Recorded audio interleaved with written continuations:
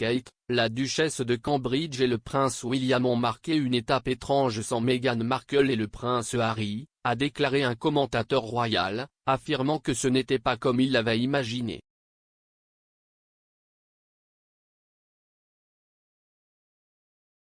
La duchesse de Cambridge, 40 ans, a marqué une étape importante le mois dernier en visitant le service de santé mentale Shout.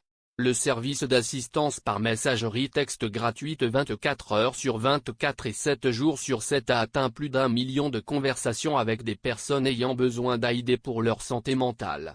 Shout a été lancé par les soi-disant Fab Four du duc et de la duchesse de Cambridge et Meghan et Harry, le duc et la duchesse de Sussex dans le cadre de leur campagne Heads Together en 2019.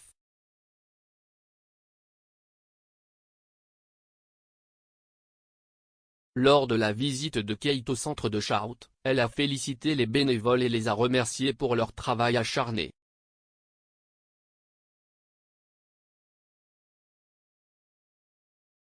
La duchesse a également appris comment le service invite les membres du public à se joindre en tant que bénévoles.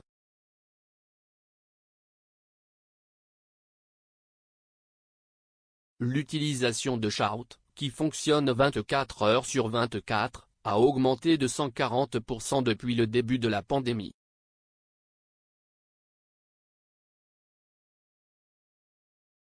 En 2020, il est apparu que William était devenu bénévole pour Shout, rejoignant 2500 autres personnes aidant les personnes dans le besoin.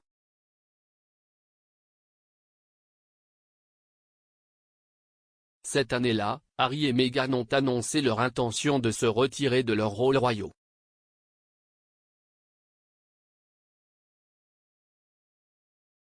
La commentatrice royale Zoé Forcey a déclaré qu'il devait être étrange pour les Cambridge de marquer le récent jalon de Shout sans les Sussex.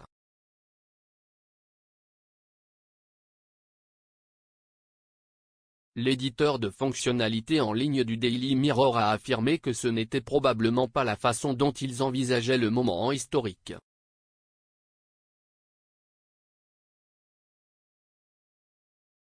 Le journaliste a discuté avec le rédacteur en chef royal du journal, Russell Myers, le mois dernier sur leur podcast royal Pod Save the Queen.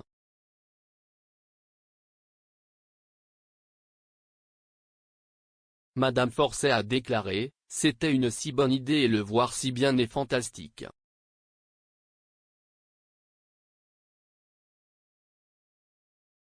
Mais ce qui est également intéressant à ce sujet, c'est que c'était le premier grand projet que les Cambridge ont fait avec le prince Harry et Meghan Markle.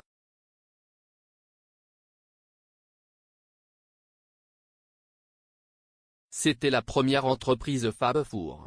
Ils ne sont pas allés ensemble mais nous avons toutes les photos d'eux en voyant différents aspects.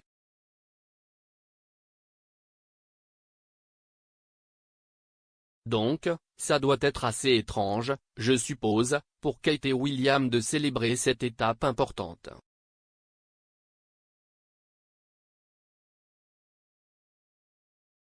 Mais évidemment, ce n'est probablement pas ainsi qu'il envisageait de le célébrer lorsqu'il l'ont créé en mai 2019.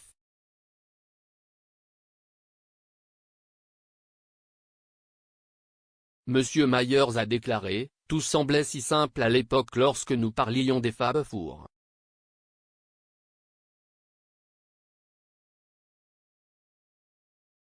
Ce qu'il pourrait faire pour la famille royale. Ce qu'il pouvait faire pour les fantastiques associations caritatives qu'il soutenait à l'époque. »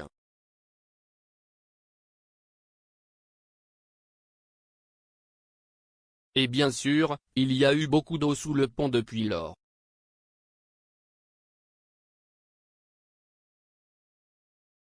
Après que Meghan et Harry ont annoncé qu'ils quitteraient leur rôle dans la famille royale, ils se sont finalement installés à Montecito, en Californie.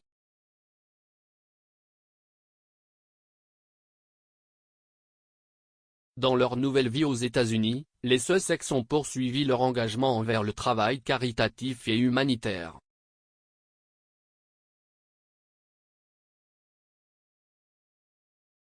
Le couple a créé une fondation à but non lucratif par le biais de leur organisation Archewell.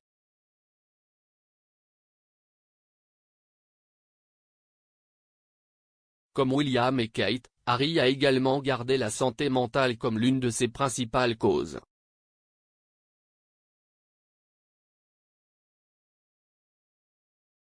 Le duc a été nommé directeur de l'impact de la société de coaching en santé mentale BetterUp l'année dernière.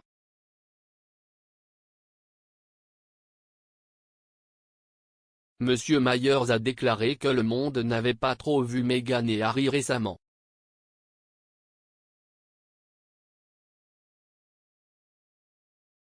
Cependant, il a ajouté, Archie Well est vraiment un véhicule qui se passe dans les coulisses.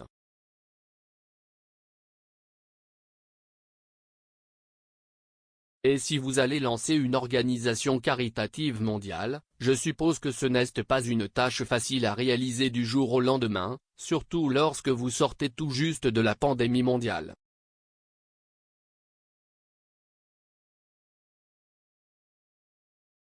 Pour vous abonner à Pod Save the Queen, rendez-vous chez votre fournisseur de podcast habituel.